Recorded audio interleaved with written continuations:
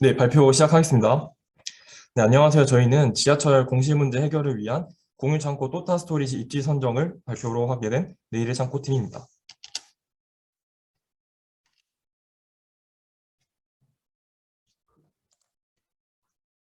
네, 발표는 분석의 필요성, 분석 과정, 결과 분석, 결론 순서로 진행하겠습니다. 최근 지하철을 타보신 분들이라면 지하철 역사 공간이 많이 비어있다는 사실을 인지하셨을 것 같습니다. 오른쪽 기사에서 보시다시피 높은 임대료 및 이커머스의 발달로 지하철 상가를 떠나는 상인들이 많아지며 지하철 공실 문제는 꾸준히 조명되어 왔습니다. 최근에는 코로나19로 인해 지하철 이용객이 급감하며 상황은 더욱 악화되었습니다. 따라서 지하철 역사 공실 활용을 위한 효율적인 비즈니스 모델이 필요한 상황입니다. 그렇다면 이러한 유휴 공간을 활용하기에 적합한 것은 무엇이 있을까요? 바로 셀프 스토리지입니다. 셀프 스토리지는 개인이나 기업이 물품을 보관할 수 있는 공간을 대여해주는 일종의 물품 보관 창고 사업입니다. 미국 등의 선진국에서는 이미 개인과 기업 중심으로 활성화되어 있고 최근 10년간 연평균 55.1%의 높은 성장률을 보이고 있습니다. 한편 우리나라는 인구 1인당 시설 면적이 작아 물품 보관에 대한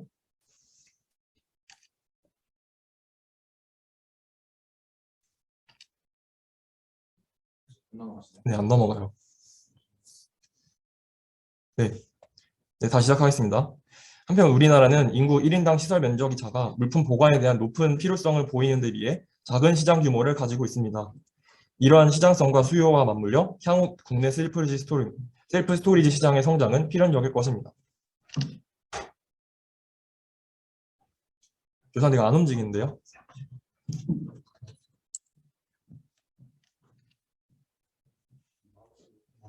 네, 서울교통공사는 또타스토리지라는 셀프 스토리지를 운영하고 있습니다. 또타스토리지는 시민 누구나가 계절의류, 취미용품, 기업 서류 등을 지하철 역사에 장기간 보관할 수 있는 무인형 개인 창고 대여 서비스입니다. 현재 저장소들은 높은 이용률을 기록하고 있고 서울교통공사 또한 지하철역 상가를 단순 구매 형태의 가게에서 업종 변화 필요성을 느끼며 2023년까지 최대 50개소를 확대할 계획을 갖고 있습니다. 따라서 소타 스토리지는 지하철 여유 공간을 활용함과 동시에 시민들의 셀프 스토리지에 대한 수요를 충족시킬 수 있는 수단이라고 볼 수 있습니다. 저희가 선정한 또타 스토리지의 주요 수요층은 도심에 사는 개인과 기업입니다. 현재 국내 수요층을 확인해 보면 1인 가구의 비중은 매년 증가해 전체 가구의 3분의 1을 차지하게 되고 그중에서 54%가량이 40제곱미터 이하에서 거주하고 있습니다. 따라서 추가적인 물건을 보관할 공간에 대해서 수요가 발생할 것입니다. 기업의 경우 사설 셀프 스토리지 업체에서 기업 전용 창고 서비스를 운영할 만큼 기업의 수요도 확실합니다. 토타 스토리지의 가격 경쟁력도 확실합니다. 타 사설 스토리지 업체에 비해 월등히 저렴하고 특히 장기로 이용했을 경우 타 사설 업체의 최대 55% 할인된 가격으로 이용이 가능합니다. 따라서 국내 셀프 스토리지 시장의 성장 가능성, 추가적인 공간이 필요한 1인 가구와 기업들의 니즈, 가격 경쟁력, 서울시 정책이 모두 맞물린 또타 스토리지가 지하철 공실을 효율적으로 활용할 수 있는 최적의 방안이라고 생각하였습니다. 이에 따라 저희는 또타 스토리지의 최적 입지를 선정하고 새로운 운영 방안을 제시하고자 합니다. 저희 분석 과정은 다음과 같습니다. 우선 지하철역의 공실 면적과 더불어 행정동별 1인 가구, 거주인구, 사업재수, 승하차 인구수 등을 수집합니다. 이를 전처리하여 데이터셋을 구축하고 클러스터링을 거쳐 그 결과를 바탕으로 새로운 운영 방안을 제시합니다. 우선 변수 선정 과정입니다. 먼저 거주인구와 사업재수가 많을수록 높은 사용량이 예상되기에 이에 관한 변수를 먼저 생성하였습니다. 거주인구는 또타 스토리지 사용량에 가장 절대적으로 영향을 주는 변수입니다. 그 중에서도 1인 가구의 영향력을 고려하여 행정동별 거주인구와 1인 가구의 곱인 멀티파퓰레이션이라는 파생 변수를 생성하였습니다.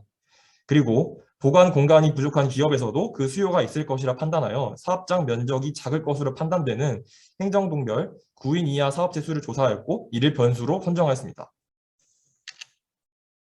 또한 유동인구 수가 많을수록 높은 접근성을 예상하였기에 지하철 승하차 인구를 변수로 선정하였습니다. 마지막으로 공실 면적은 클러스터링 과정에 포함시키지 않았지만 향후 운영 방안 및 입지 선정을 위해 데이터를 따로 구축하였습니다. 이를 종합하여 멀티퍼퓰레이션, 사업 재수, 승하차 인구를 최종 클러스터링에 사용되는 변수로 선정하였습니다. 다음은 데이터셋 구축 과정입니다. 전국 도시철도 역사정보 표준 데이터를 바탕으로 역사 위치와 주소를 추출하고 중복되는 환승역을 하나로 처리했습니다. 이를 앞에서 선정한 변수 데이터와 병합하여 통합 데이터셋을 구축하였고 이를 바탕으로 클러스터링을 진행했습니다. 본격적으로 클러스터링이 들어가기 앞서 평균 미달의 입지 후보를 제거하는 컷오프 과정을 거쳤습니다. 평균이 5이고 표준 편차가 2인 9등급 표준 적도인 스텝9을 이용하여 각 변수별 지하철역의 등급을 매기고 이를 평균 내어 최종 등급을 결정하였습니다. 이들 중 기존에 설치된 12개의 또타 스토리지 평균 등급인 5.04등급보다 낮은 역을 제거하고 최종 입지 후보로 158개의 역을 선정하였습니다. 앞에 선정한 변수를 바탕으로 클러스터링을 실시했습니다.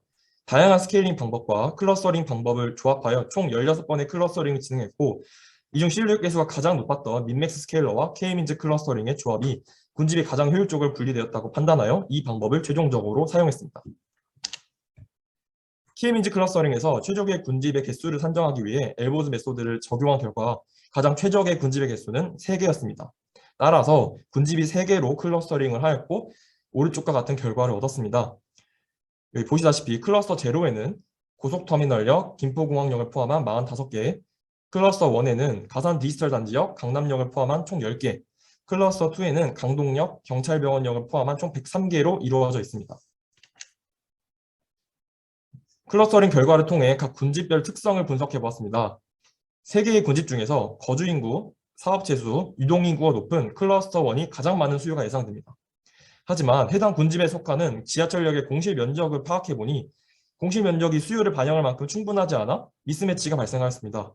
따라서 예상 수요와 공실 면적의 미스매치를 해소하기 위해서는 운영 방식을 개선할 필요가 있다고 생각하였습니다. 저희는 이제 다음과 같은 2가지 새로운 운영 방안을 제시하고자 합니다. 첫 번째는 입지 특성을 활용한 용도 구분입니다. 먼저 클러스터 0는 보관형, 클러스터 1은 접수형, 클러스터 2는 종합형으로 제한하고자 합니다. 접수형은 수요량은 높지만 공실 면적은 작기 때문에 작은 물품만 보관하고 큰 물품은 접수만 받습니다. 그리고 이 물품을 보관형으로 옮겨서 따로 보관합니다. 종합형은 적정한 수요가 존재하므로 보관과 접수를 함께 하면서 저장 방식을 다변화합니다. 그리고 오른쪽에 2번째는 수요에 따른 저장 방식 다변화입니다. 지금 나와 있는 것처럼 기존 또타 스토리지는 캐비넷형과 룸형 2가지 방식만 저장 방식이 존재합니다. 이를 큐브, 스몰, 미디엄, 라지 4가지를 확장하여 보관 방식을 세분화합니다. 저희가 제시한 운영 방식을 바탕으로 유형별 최적의 입지를 선정해 보았습니다. 먼저 허브 역할을 하는 접수형을 우선적으로 선정하였습니다. 클러스터 1에 해당하는 역을 위치를 확인해 보니 지도에서처럼 강남, 종로, 마포, 가산과 같이 특정 지역이 밀집되어 있다 판단하여 이를 4가지 권역으로 설정하였습니다. 각 권역별로 목표 수요량을 예측하여 보관형 입지를 산정하였습니다. 예측에 사용된 목표 수요량은 2018년 미국 시장을 기준으로 선정하였고 그 중에서도 주요 수요층인 1인 가구를 기준으로 하였습니다. 이에 따라 현재 공실이 존재하는 역들에 한해 예상 수요량을 고려하여 접수형에서 가까운 보관형 입지를 선정하였습니다. 각 권역별 예상 수요량과 선정한 입지는 다음 시각화 내용과 같습니다. 그 중에서도 종로 권역의 경우 접수형인 3개의 역만으로도 예상 수요량은 모두 충족하여 유동인구가 가장 큰 접수형으로 종각은 접수형으로 두고 종로 3과 안국은 보관형으로 변환하였습니다. 종합형으로 선정한 클러스터 2의 경우 멀티퍼퓰레이션, 사업체수, 승하차 인원을 2대 1대1로 점수를 매겨 상위 5개 역을 선정하였습니다. 이때 멀티퍼퓰레이션의 경우 거주인구와 1인 가구 2개의 변수를 포함한 파생 변수이기 때문에 2배의 가중치를 부여하여 계산하였습니다. 이를 바탕으로 선정한 종합형 입지는 다음 표와 같습니다. 네, 지금까지 접수형 8개, 보관형 15개, 종합형 5개의 최종 입지를 선정하였고 그 결과는 다음과 같습니다. 네, 저희는 지금까지 클러스터링과 여러 평가 체계를 도입하여 입지를 선정하였고 새로운 운영 방안을 제시하였습니다. 이는 지하철 역사의 공실률과 수익성 개선에 큰 도움을 줄 것이라고 확신합니다. 뿐만 아니라 서울시 1인 가구 특별대책, 중소기업 지원 사업 등과 연계하여 서울시의 다양한 사업에 정책적 방향과 직간접적으로 기여할 수 있을 것이라 확신합니다. 더불어 현재 운영 중인 실버 택배와 같은 정책과 연계하여 더욱 효율적인 운영 방안을 모색하고자 합니다. 네, 저희 분석에서 참고한 문헌과 사용 데이터 그리고 분석 툴은 다음과 같습니다. 발표를 들어주셔서 감사합니다.